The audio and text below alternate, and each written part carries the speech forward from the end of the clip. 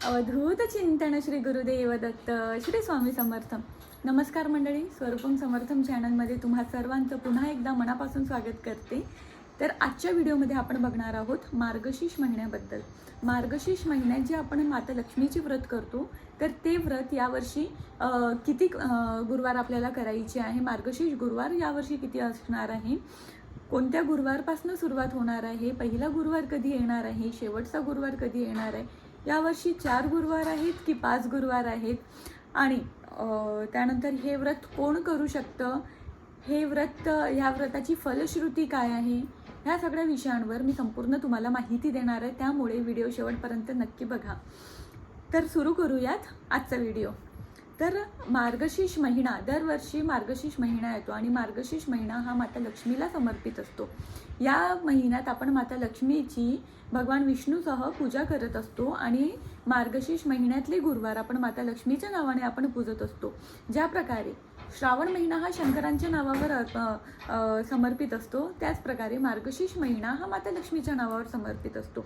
मार्गशीर्ष महिन्यात येणाऱ्या पहिल्या गुरुवारी आपण पूजा मांडत असतो माता लक्ष्मीची, आणि शेवटच्या मार्गशीर्ष महिन्यातल्या जो शेवटचा गुरुवार येणार असतो त्या गुरुवारी आपण उद्यापन करत असतो.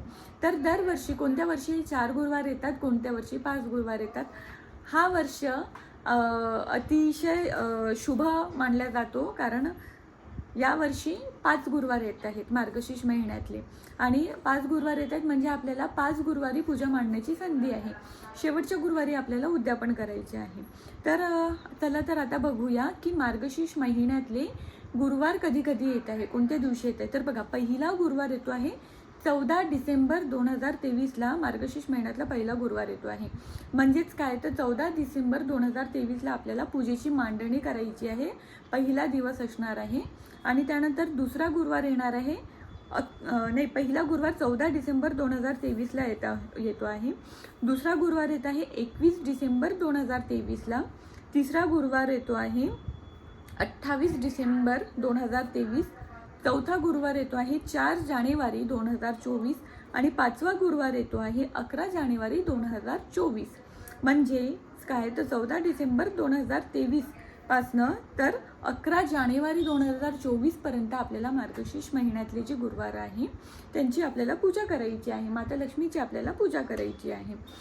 तर हा झाला आपला पहिला प्रश्न की मार्गशीर्ष महिन्यात किती गुरुवार येणार आहेत. तर यावर्षी मार्गशीर्ष महिन्यात 5 गुरुवार येणार आहेत. ज्यांनी लिहिले नसेल ते लिहून घ्या की कोणत्या दिवशी किती गुरुवार आहे ते कोणत्या कोणत्या तारखेला येणार आहे. पहिला 14 डिसेंबर, दुसरा 21 डिसेंबर, तिसरा 28 डिसेंबर, चौथा 4 जानेवारी आणि 5वा 11 जानेवारी. लक्षात असू द्या, जो शेवटचा गुरुवार आहे म्हणजेच 11 जानेवारीला आहे अमावस्या. तर भरपूर लोकांना प्रश्न पडला असेल की अमावस्या आहे, तर अमावस्येचा ज्या गुरुवार होतो त्या गुरुवारी पूजा मांडायची का, उद्यापन करायचं का. तर हो, कारण तो गुरुवार मार्गशीर्ष महिन्यातला येतो आहे आणि तो शेवटचा गुरुवार असणार आहे. त्यामुळे जर अमावस्या जरी असेल तरीही आपल्याला मार्गशीर्ष महिन्यातला तो गुरुवार धरायचा आहे. त्या गुरुवारी आपल्याला पूजा करायची आहे, मांडणी करायची आहे, उद्यापन करायचं आहे. अमावस्या हा कुठला वाईट दिवस नाही आहे, शुभ दिवस आहे.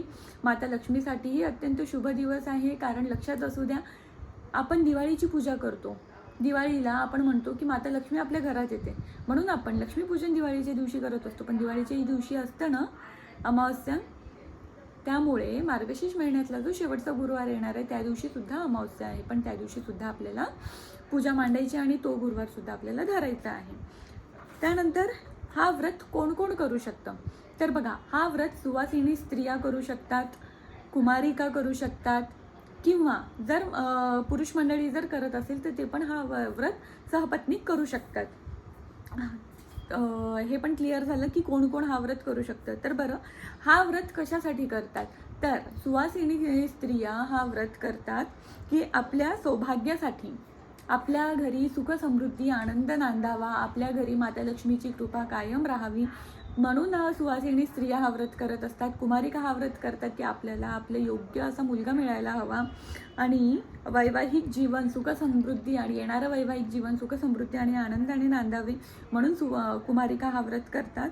माता लक्ष्मीची कृपा आपल्यावर सदैव राहावी. आपल्यावर काही आर्थिक संकट असेल, कुठलं आपल्या टंचाई असेल, दारिद्र्य असेल, आपल्या घरात नांदत असेल तर ती आपल्या आयुष्यातून कायमची दूर जाण्यासाठी हा व्रत करतात.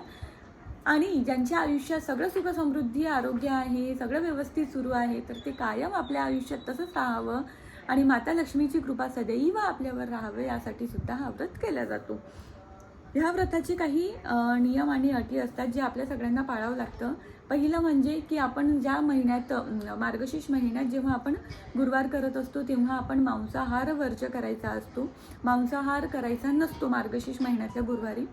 मार्गशीर्ष महिन्यात जे आपण गुरुवार करत असतो तेव्हा प्रत्येक गुरुवारी आपल्याला उपवास करायचा असतो आणि त्यानंतर संध्याकाळी गोडाधोडाचं जेवण करून, पूर्ण स्वयंपाक करून, सोबतच गोडाधोडाचं जेवण करून आपल्याला नैवेद्य अर्पण करून देवी मला त्यानंतर आपल्याला स्वतः जेवायचं असतं. उपवास फक्त एकाच वेळी करायचा, म्हणजे सकाळचा उपवास आणि संध्याकाळी आपल्याला गोडाधोडाचं नैवेद्य दाखवून जेवण करायचं आहे. प्रत्येक गुरुवारी आपल्याला तसंच करायचं आणि शेवटच्या गुरुवारी आपल्याला उद्यापन करायचं आहे. जेव्हा आपण शेवटच्या गुरुवारी उद्यापन करत असतो त्या दिवशी आपल्याला 7 सुवासिनी ह्या लक्ष्मी रूपाने आपल्याला सुवासिनी पूजायचं आहे. म्हणजेच काय तर हळद कुंकू त्यांना हळदी कुंकवाला बोलायचं, हळद कुंकू लावायचं, मार्गशीर्ष महिन्यातल्या व्रताची जी पोथी आहे आणि सोबत एक फळ असं त्यांना द्यायचं आणि नैवेद्य म्हणून खीर किंवा दुसरं काही गोडाधोडाचं नैवेद्य त्यांना द्यायचं आपण. अशा प्रकारे आपल्याला उद्यापन करायचं आहे 7 सुवासिनी बोलवून आणि त्यांना आपण लक्ष्मी समान त्यांची पूजा अर्चना करायची आहे आपल्याला 7 सुवासिनीची. त्यानंतर या मार्गशीर्ष महिन्याचे जे गुरुवार आहे प्रत्येक गुरुवारी आपल्याला पूजा मांडायची आहे. माता लक्ष्मीची ब्रह्ममुहूर्तावर उठायचं, पूजा मांडायची. पूजेची मांडणी कशी करायची हे मी तुम्हाला पुढच्या व्हिडिओमध्ये सांगेन, पण आपल्याला दर गुरुवारी पूजा मांडायची आहे. पूजा मांडून झाली की त्यानंतर पूजा करायची आहे. 5 गुरुवार आहे तर 5 गुरुवारापैकी कुठल्याही एका गुरुवारी आपल्याला माता लक्ष्मीची खणा नारळाने ओटी भरायची आहे. आणि आपण जे रात्री जो गुरुवारी स्वयंपाक करतो माता लक्ष्मीसाठी तो कांदा लसूण विरहित स्वयंपाक आपल्याला करायचा आहे आणि माता लक्ष्मीला कांदा लसूण विरहित तर जेवण दाखवायचं आहे, आपल्याला नैवेद्य दाखवायचं आहे. असं काही नाही आहे की पूर्ण मार्गशीर्ष महिन्यात तुम्हाला कांदा लसूण विरहित खायचा आहे, पण फक्त गुरुवार दिवशी का होईना पण तुम्हाला कांदा लसूण विरहित स्वयंपाक बनवायचा आहे. त्यानंतर प्रत्येक गुरुवारी आपल्याला मार्गशीर्ष महिन्यात जी पोथी असते त्या पोथीमध्ये जी व्रत कथा दिली आहे ती प्रत्येक गुरुवारी आपल्याला व्रतकथा वाचायची आहे आणि शेवटच्या गुरुवारी आपल्याला उद्यापन करायचं आहे. मार्गशीर्ष महिन्यात भांडू नये, घरात कटकट करू नये, कोणाशी खोटं बोलू नये, कोणाची फसवणूक करू नये. मला असं वाटतं हे सगळं फक्त आपण मार्गशीर्ष महिन्यात पाळण्याऐवजी प्रत्येक महिन्यात आपल्याला ह्या सगळ्या गोष्टीचं पालन करायला हवं. दैनंदिनी जीवनात आपण ह्या गोष्टी आपल्या आचरणात आणायला हवं की आपण कोणाशी खोटं बोलायचं नाही, कोणाची फसवणूक करायची नाही. आणि असं जर केलं तर मला असं वाटतं आपल्या आयुष्यात आपल्याला कधीच कुठली व्रतवैकल्य करण्याची गरज पडणार नाही. असो, त्यानंतर प्रत्येक गुरुवारी आपल्याला कुठलं साहित्य लागणार आहे, आपण मार्गशीर्ष महिन्यातले जे गुरुवार करणार आहे तर त्याची पूर्वतयारी आपल्याला कशा प्रकारे करायची आहे की जेणेकरून आपल्याला त्या दिवशी जास्त ताण येणार नाही. तर याबद्दल मी एक व्हिडिओ बनवेल, सेपरेट व्हिडिओ बनवेल की आपण मार्गशीर्ष महिन्यातल्या गुरुवारची पूर्वतयारी कशा प्रकारे करायची आहे, कुठल्या वस्तू आपण पूर्वतयारीसाठी आणून ठेवायच्या आहे, याबद्दल मी एक वेगळा व्हिडिओ बनवणार आहे. तर आजच्या व्हिडिओमध्ये आपण काय कव्हर केलं तर मग या वर्षी किती गुरुवार येणार आहेत, हे व्रत कोणी करावं, व्रताची फलश्रुती काय आहे, व्रताचे महत्त्व काय आहे, हे सगळं मी आजच्या व्हिडिओमध्ये तुम्हाला सांगितलं आहे. पुढच्या व्हिडिओमध्ये पूजेचे साहित्य काय असणार आहे, पूजेची मांडणी कशी असणार आहे हे मी तुम्हाला सांगणार आहे. त्यामुळे एकही व्हिडिओ तुम्ही मिस करू नका. आणि आजची जर माहिती तुम्हाला आवडली असेल तर व्हिडिओला शेअर करा, लाईक करा, चॅनलला अजूनपर्यंत सबस्क्राईब केलं नसेल तर सबस्क्राईब करून जा आणि लक्षात असू द्या स्वामी सदैव पाठीशी आहे. धन्यवाद.